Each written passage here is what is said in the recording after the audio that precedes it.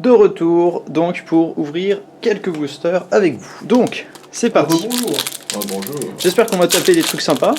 Parce que pour l'instant, j'ai fait les AP et j'ai ouvert au total 13 boosters. J'ai trouvé aucune mythique. Hein.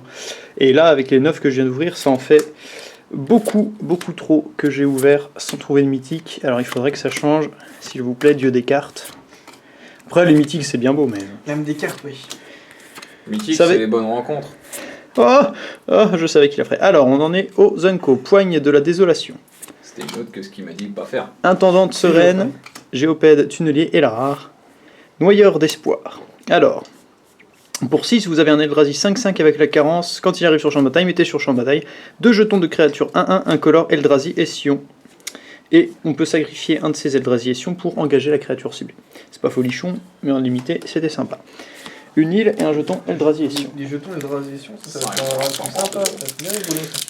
Bah surtout que tu peux les sacrifier pour ajouter un mana incolore à ta réserve, donc c'est le meilleur moyen C'est vrai pour Ah ouais, pour deck vert. ouais. Ouais, Ah, ouais. pour invoquer les ouais. puis pour faire Payer des le coup de decks mana des Eldrazi. Alors ça c'était une petite peste en limité parce que même à mon avis il y a moyen qu'elle soit jouée en construit dans certains decks. Pour 3 vous avez une 2-1 vol avec la carence et quand elle arrive sur le champ de bataille, mettez sur le champ de bataille un jeton Eldrazi 1-1 et Sion. Donc pour 3 vous avez 2 créatures et une en plus l'une de ces 2 créatures est une 2-1 vol. Voilà, on lance leur barbadon. Donc c'est fort. Voilà, hop, comique.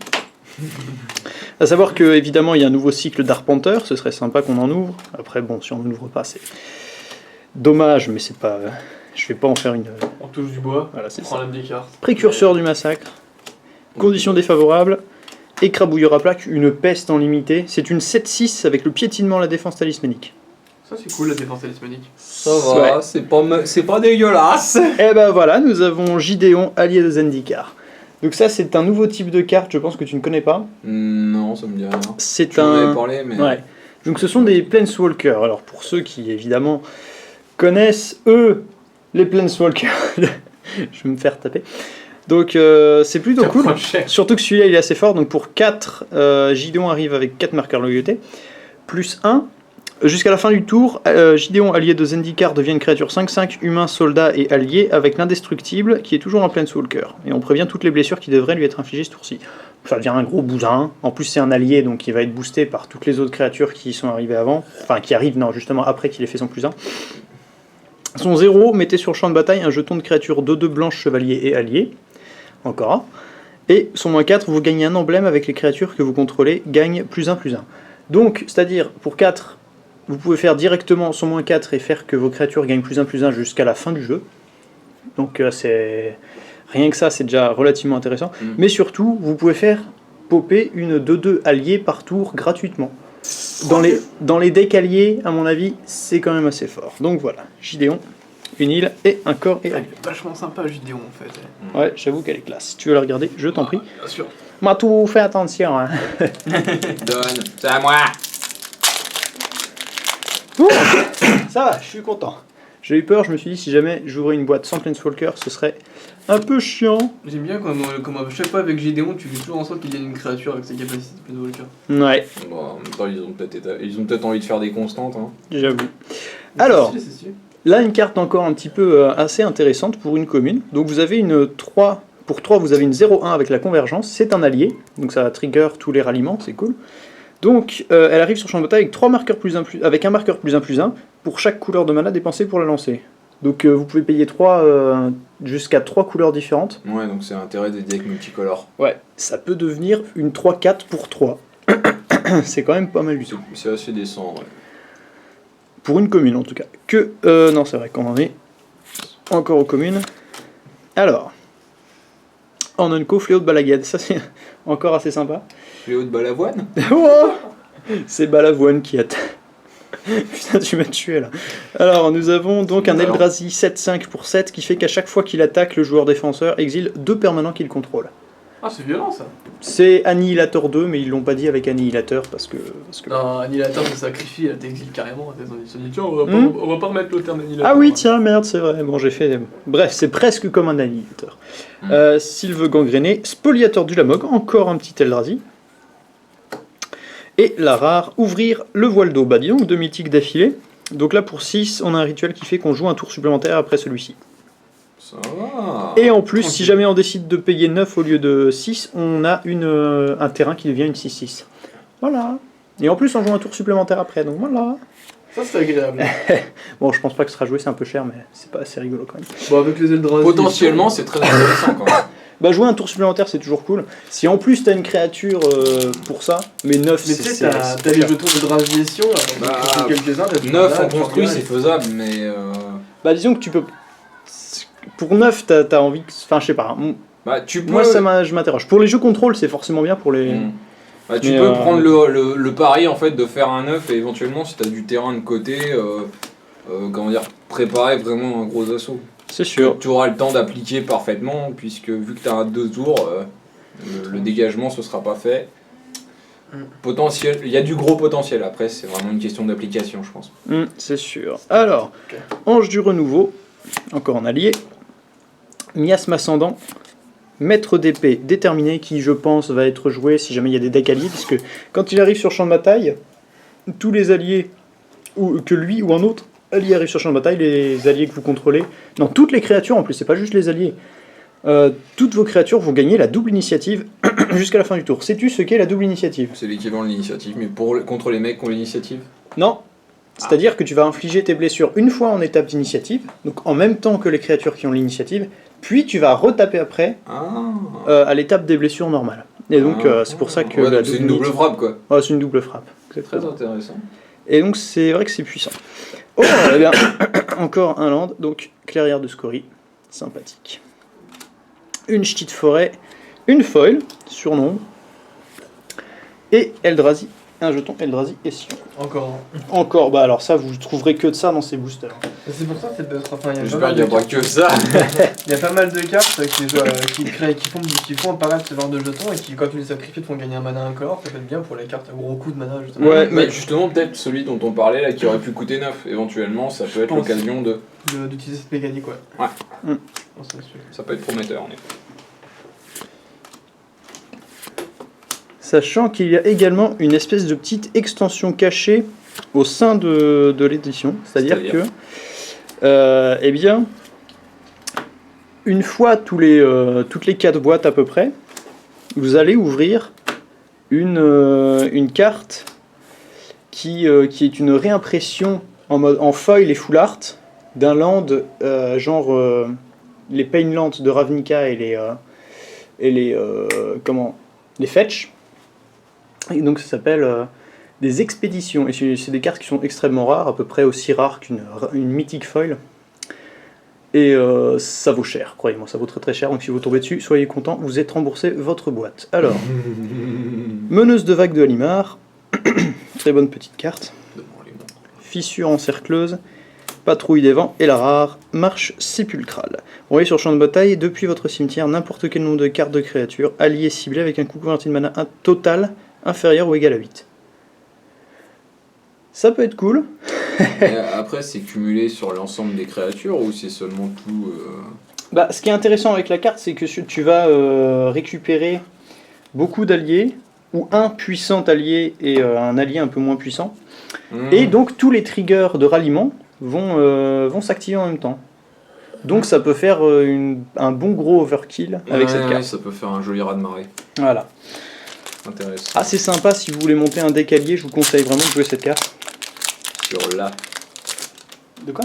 Si tu l'as, Oui, bah oui. c'est un peu le principe. C'est un peu ça. Emprise des courants. Hop, c'est parti. Ils ont donc réédité Anticipation depuis c'était quoi le dragon de Tarkir?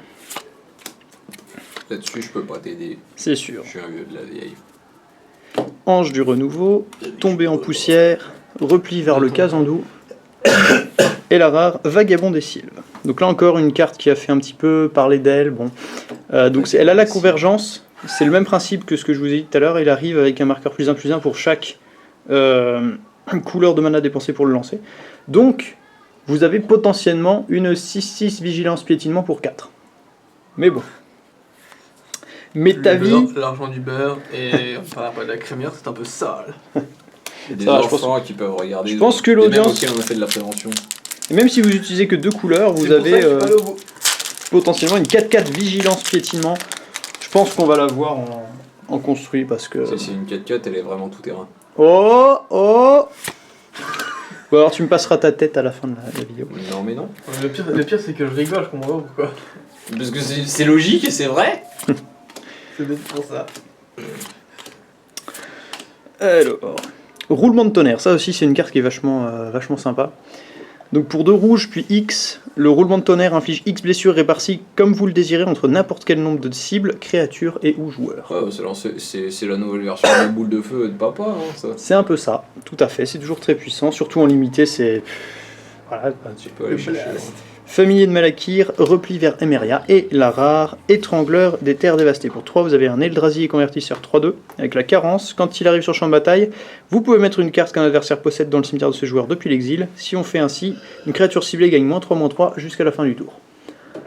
C'est intéressant mais pas ultime. Excusez-moi. Bon. Allez, on a déjà eu un petit vidéo. Ouais, il n'y a pas eu de Kiora. Moi je suis triste. Si on ouvre une Kiora, vous allez entendre le cri de Telos, ça va être beau. Oh. Intrus des brumes, non, faut pas que je le dise, mais je dis les noms des cartes à chaque fois. Hop, Le Léa il peut pas trop. J'ai déjà été assez gênant jusque là. non, franchement, pas plus que d'habitude, Telos. Merci. Alors, nous sommes au repli vers Agra, écrabouilleur à plaques, dériveur du Ressac sympathique, je pense que ça peut être joué en contrôle, parce que pour 2 vous avez une 0,5 qui fait que les autres créatures incolores que vous contrôlez gagnent +0, +1. C'est défensif ça du coup. C'est très défensif et franchement... Il y a encore des enchantements sur cette version qui forcent les attaquants à cibler un seul truc.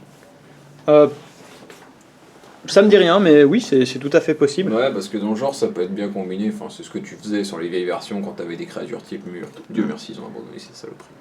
Perspicacité du Guin. Donc regard XX étant le coût manal plus élevé parmi les permanents que vous contrôlez, puis piochez 3 cartes. Ok.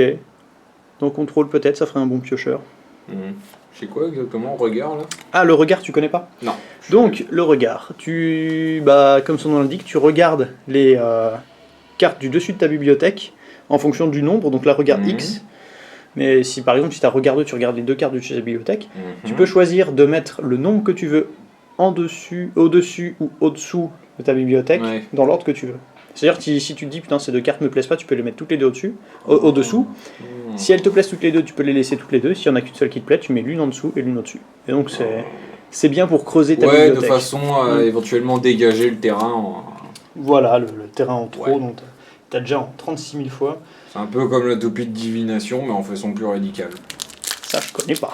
Tu sais, la toupie de Kamigawa là. Qui servait à- Sensei's Divining Top. Cette fameuse carte. Ouais. Que tu baves à chaque fois que tu la vois chez moi. Ouais, c'est joué en Legacy, il me semble. Alors, sachant que c'est relativement difficile pour une carte d'entrer en Legacy. Bon, le plus dur, c'est quand même pour une carte de rentrer dans un deck viable en moderne. Mais Il parle quel nom? hop. Ça fait cet effet au début. Ah, petit Unco sympathique. Meneuse de guerre de Tajuru, donc c'est encore un allié. Et lui, son effet de ralliement, donc elle plutôt, hein, Ouais. c'est pas un des trans. merdes. Donc elle, à chaque fois qu'elle arrive sur champ de bataille, ou un autre allié arrive sur champ de bataille, les créatures qu'on contrôle gagnent +2/+2 jusqu'à la fin du tour. Ça peut faire un gros overrun assez facilement, donc encore un écrabouilleur à plaque, franc-tireur d'Agra, et la rare, un déploiement prismatique. Entre nous, je crois que c'est la carte la moins intéressante du set, la plus énigmatique. Donc pour 5, on a un enchantement qui a la convergence, donc il arrive sur lui, arrive sur champ de bataille avec sur lui un marqueur cristal pour chaque couleur de mana dépensée pour le lancer. Quand on retire un marqueur cristal du déploiement prismatique, on engage la créature ciblée, et si on paye toutes les couleurs de mana, on a regard 3. Donc nous avons là, Ouais, c'est assez particulier quand même. Enfin, nous avons le seul intérêt que je vois sur la chose, c'est de dire j'engage la ligne de défense complète de mon attaquant avant de me jeter de mon adversaire avant de me jeter sur lui, mais c'est quand même assez dérisoire. Franchement, On a c'est payé beaucoup de couleurs de mana en fait. C'est ça qui est chaud. c'est ouais. une carte qui fera Après, rien la dans couleur, c'est la couleur 75% des cas, 80% des cas, et si jamais ça fait quelque chose, bah ça le fait pas trop. Peut-être sur un truc un peu hybride et complètement Ouais. perché, mais à part ça. Bon, en limité, ça peut te donner du temps, mais je vois vraiment pas en quoi ça peut. Et encore, je suis pas sûr. Même en limité, Ouais, je pense c'est- que c'est pas vraiment génial. vraiment Ça un me marqueur paraît de assez, cristal ouais, pour, assez singulier. quoi. On retiendra surtout ce beau petit Gideon lié de Zendikar. Ah, il est beau lui. Hein. Et on va dire à tout à l'heure pour la prochaine partie. Salut! À toutes. Ciao.